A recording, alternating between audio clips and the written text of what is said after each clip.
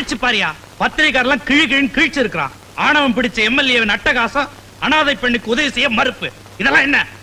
ஆளுங்கட்சி சப்போர்ட்ல ஜெயிச்சிட்டு தாய் குலத்தை நீ கேவலப்படுத்தினா உன்னை சப்போர்ட் பண்ண எங்களுக்கு எல்லாம் கெட்ட பேர் இல்லையா? தாய் குலத்தை பத்தியும் பேசுறீங்க, சாராயக்காரனுக்கு சப்போர்ட்டும் பண்றீங்க, கடை கடையா திறந்து வச்சு கொள்ளையே அடிக்கிறீங்க. தலைவரே, இவர் போக்கு சரியில்லை, நான் வர்றேன். இந்த சேர்வ பாரியா. மோகன், நீ யாருகிட்ட மோதிரன்னு தெரியாம மோதிர. இப்படியே போன நான் மேலிடத்துல சொல்லி உன்ன. இந்த பூச்சி எல்லாம் காட்டாதீங்க. உங்களோட மேலிடம் எனக்கு இப்ப ரொம்ப பழக்கம். அந்த பொண்ணை விரட்டினேன்னா அது என் பர்சனல் மேட்டர். பத்திரிகையில என்ன மட்டும் எழுதுறான், எல்லார பத்தியும் தான் எழுதுறான். பத்திரிகையில பேர் வந்தாதான் சார் பெரிய மனுஷன். நீங்க சும்மா இருங்க, என் பிரச்சனையை நான் பாத்துக்கிறேன். இந்தப்பா மோகன், பத்திரிக்கை வரைக்கும் சப்போர்ட் தேடுறியா? நான் தேடல, அவங்களா எழுதுனா அது என் தப்பா? இந்த பாரு, நான் அரசியல்ல முன்னுக்கு வரத நீயோ இல்ல அந்த குழந்தையை காப்பாத்தினானே சாம்ராஜ், அவனோ தடுத்துற முடியாது. ஞாபகம் வச்சுக்க. சாம்ராஜுக்கும் இதுக்கும் என்ன சம்பந்தம்? அவரையே இதுல இழுக்கிறீங்க? ஓஹோ, அவருன்னு சொல்ற அளவுக்கு அவன் அவ்வளவு முக்கியமாயிட்டானா? பின்ன பிள்ளை காணோம்னு நான் உங்ககிட்ட வந்து சொன்னப்போ பிள்ளை பெருசு இல்ல டெல்லி தான் பெருசுன்னு நீங்க போகல? அந்த நேரத்துல ஒரு தாயோட வேதனையை தீர்த்து வச்சது யாரு? கண்ணியமா நடந்துகிட்டு தன்னோட உயிருக்கு ஆபத்துன்னு கூட கவலைப்படாம என் குழந்தைய என்கிட்டயே திருப்பி கொண்டு வந்து சேர்த்தது யாரு? அந்த கள்ளச்சாராயத்துக்கு இருக்கிற இதயம் இந்த கதர் சட்டைக்கு இல்லையே. என்ன பேசுற? ஒரு கடத்தல்கார பயல இருக்கட்டுமே, நீங்க மட்டும் என்ன யோக்கியம்? நீங்க குடிக்கல, லஞ்சம் வாங்கல, நம்பனவங்களை காலவாரி விடல. இதெல்லாம் விட கடத்தல் எவ்வளவோ மேல். ஒரு கடத்தல்காரன் தான் கண்ணியமான மனுஷனா நடந்துகிட்டான். இதுல அவரை பாராட்டுறதுல தப்பு என்ன இருக்கு? ஓட்டு வாங்கி பதவிக்கு வந்ததுக்கு அப்புறம் நாட்டு மக்களை மறக்கிற மாதிரி நீங்களும் உங்க உறவு, சொந்தம், பந்தம் எல்லாத்தையும் அரசியல் மாதிரி ஆக்கிட்டீங்க. இப்போ நான் என்னையும் கொடுத்து ஒரு பிள்ளையை பெற்றுக்கிட்டு அவனுக்கு தகப்ப யாருன்னு சொல்ல முடியாத அளவுக்கு அராதையா வாழ்ந்துகிட்டு இருக்க.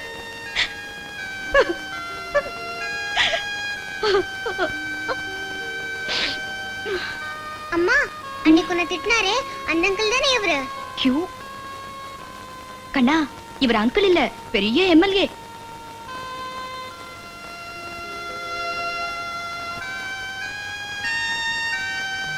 நமக்குள்ள நடந்த கதைய இது வரைக்கும் யார்கிட்டயுமே சொல்லல.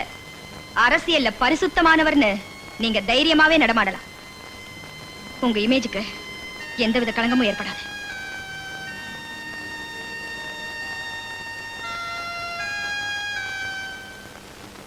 அம்மா, இப்ப அங்கிள் என்னம்மா உன்கிட்ட சொல்லிட்டு இருந்தாரு? என் வாழ்க்கையில நடந்த ஜோக்குப்பா. ஜோக்குன்னா நீ சிரிக்கணுமே, ஏன் சிரிக்கல? எல்லாத்துக்கும் சேர்த்து ஒரு காலத்துல சிரிச்சிட்டேன்ப்பா. வாங்க, இப்பெல்லாம் கரெக்ட் எதுக்கு வந்துடுறீங்க? கல்யாணத்துக்கு அப்புறம் தான் என்ன? ஐயோ, மழை வருதா?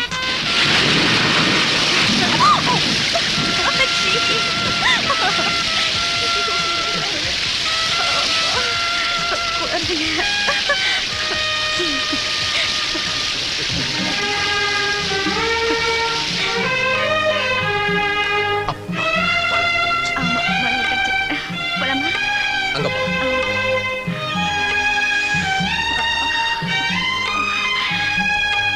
இரு.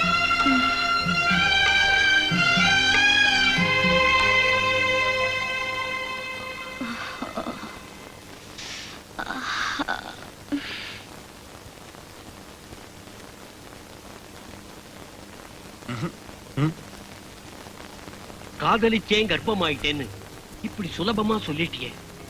நான் வளர்த்த பொண்ணு ஏன் ராதா இப்படி ஒரு தப்பு பண்ணிட்டானா? இங்க இருக்கிற மற்ற பெண்கள்லாம் தப்பு பண்ண மாட்டாங்களாமா? உன் கதைய அவங்க ஒரு பாவமா எடுத்துக்கிட்டா பரவாயில்ல, ஒரு பாதையா எடுத்துக்கிட்டாங்கன்னா இத்தனை வருஷமா புனிதமா வளர்த்த இந்த ஸ்தாபனத்தோட பேரு என்னம்மா ஆகும்? மோகன், ராதாவை கல்யாணம் பண்ணிக்க உனக்கு சம்மதம் தானே? ஜாதி குலம் எல்லாம் நான் பார்க்க விரும்பல. உங்க ரெண்டு பேருக்கும் நானே சாட்சியா இருந்து பதிவு திருமணத்தை நடத்தி வைக்கிறேன். என்ன சொல்ற? ஃபாதர், நிச்சயமா நான் ராதாவை கல்யாணம் பண்ணிக்கிறேன். ஆனா ஒரு 2 வருஷம் கழிச்சு பண்ணிக்கிறேன். இப்பதான் அரசியல்ல இளைஞரணி தலைவனா அடி எடுத்து வச்சிருக்கேன். காதல் கல்யாணம் அப்படி இப்படின்னு போயிட்டா அது எனக்கு ஒரு கெட்ட பேரை தான் உண்டாக்கும், ஒரு நல்ல இமேஜ் ஏற்படுத்தாது. 2-3 போராட்டத்துல கலந்துட்டா போதும், பாலிடிக்ஸ்ல ஒரு பெரிய இடத்தை பிடிச்சிருவேன். அரசியல் போராட்டத்தை பத்தி பெருசா சொல்றியே, காதலிச்சு உன் குழந்தைய சுமந்துட்டு இருக்காளே அந்த பெண்ணுடைய வாழ்க்கை போராட்டம் என்னப்பா ஆறுது? ஃபாதர், இப்பெல்லாம் கல்யாணம் பண்ணிக்கிட்டவங்களே குழந்தை வேணான்னு கருவை கலைச்சிடுறாங்க. நாங்க 2 பேரும் வெறும் காதல் தானே பண்ணிக்கிட்டோம். அந்த கருவை என்ன வார்த்தைப்பா சொல்லிட்டேன்? குப்பையா தூக்கி எறியறதுக்கு? குழந்தைப்பா குழந்தை, ஒரு ஜீவனை கொலை செய்யறதாக ஒரு ஃபாதர் கிட்டயே சொல்றியே. ச்சே. ராதா, நீயே இவங்கிட்ட பேசிக்கம்மா.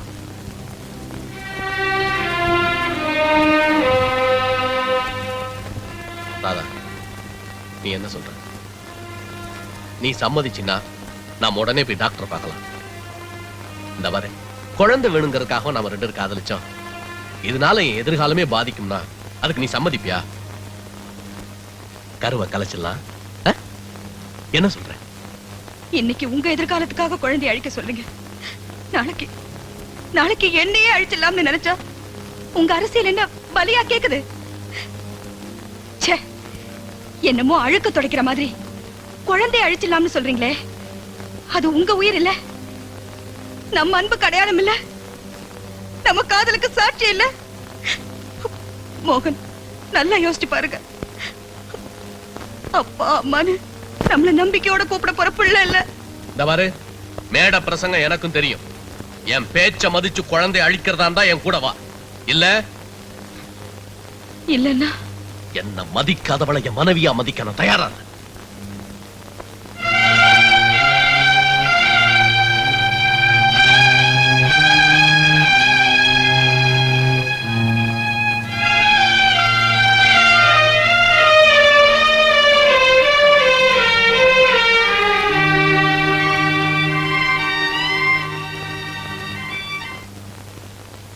வா அரவிந்த்.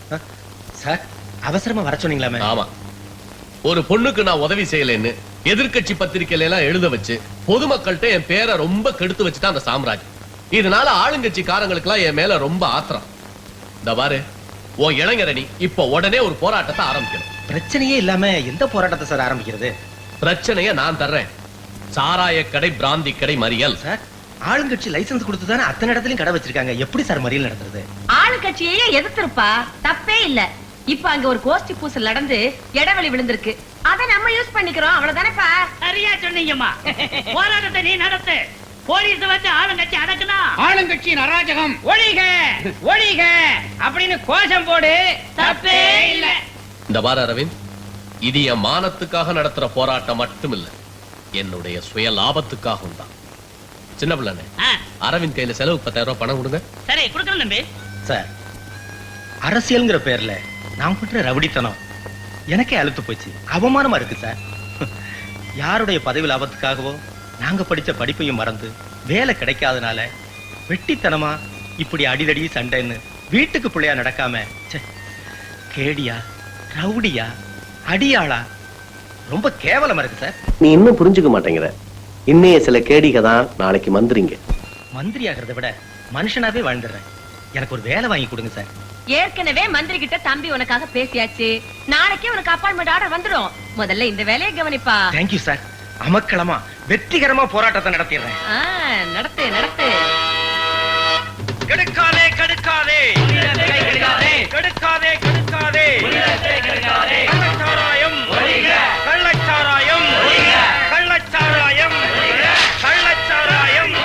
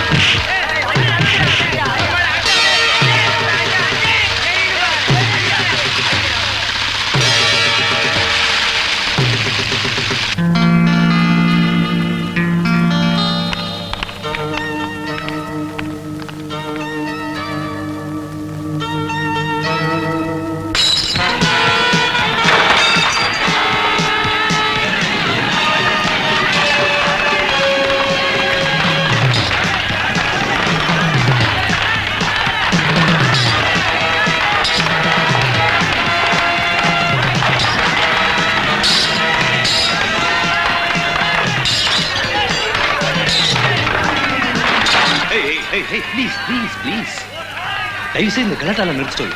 உனக்கு எவ்வளவு பணம் வேணும்? ஆ? இது போதும்.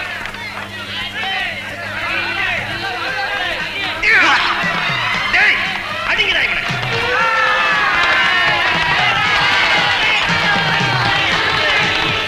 விடுங்கடா அவனை.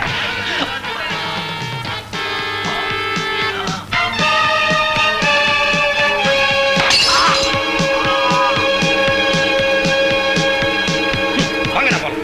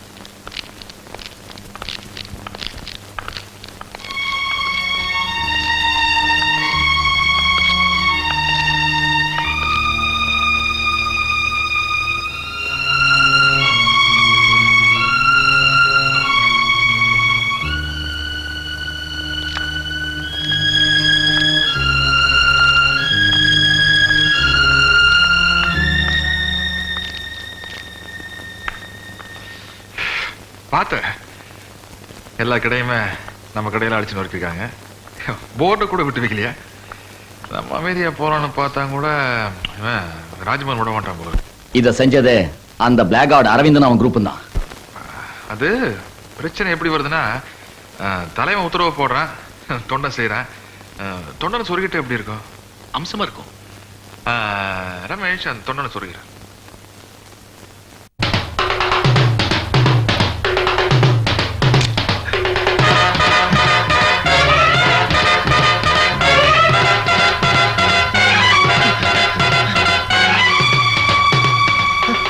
என்ன குத்திடாத, என்ன குத்திடாத. நான் பணத்தை திருப்பி தந்துடுறேன்.